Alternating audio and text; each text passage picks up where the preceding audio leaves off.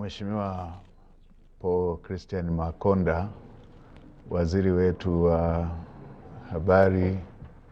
utamaduni, sanaa na michezo, pamoja na waheshimiwa mawaziri ambao tumejumuika wote pamoja leo, wote wa serikali ya Jamhuri ya Muungano wa Tanzania na serikali ya Mapinduzi Zanzibar, kwa furaha kubwa kwa niaba ya serikali nimesimama kwanza kutoa pongezi kwa niaba ya Mheshimiwa Rais Daktari Samia Suluhu Hassan ambaye amenielekeza kutoa salamu hizi za pongezi kwa vijana wetu, timu ya taifa chini ya miaka 17 Serengeti Boys, baada ya kufanya ushindi wa kihistoria kwa kutinga hatua ya fainali, ambapo sasa watacheza mchezo huo wa fainali wakiwa wamepeperusha vyema sana bendera ya nchi yetu katika mashindano hayo ya vijana chini ya miaka 17. Mheshimiwa Rais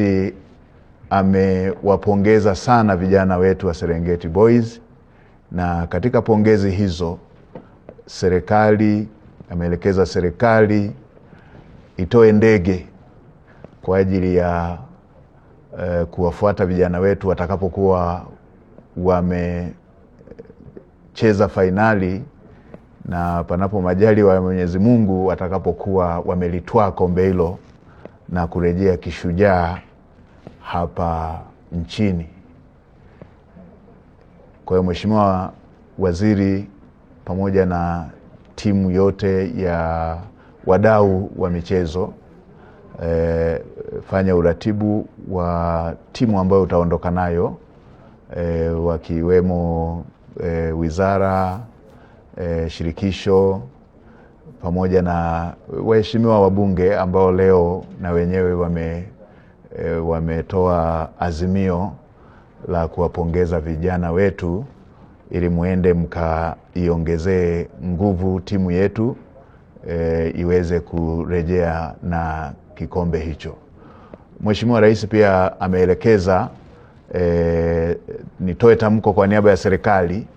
kwamba vijana hao kwa kile walichokifanya mpaka sasa cha kutinga fainali watapewa pongezi kwa kikosi hicho kupewa shilingi za Kitanzania milioni 500, na watakapokuwa wametwaa kikombe kile serikali itawapatia kiwanja kila mmoja kwenye mji wenye utulivu wa Morogoro, pale eneo la Suluhu New City, ili waweze kuanza kukumbuka kwamba waliwahi kufanya jambo kubwa kwa nchi yetu ambalo limetengeneza historia ya nchi yetu na imechora ramani ya nchi yetu katika tasnia ya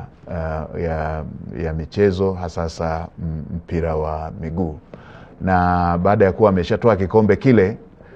tunajua huu ni utangulizi ambao Mheshimiwa Rais ameutoa. Tunaamini watakapokuwa wamemletea kikombe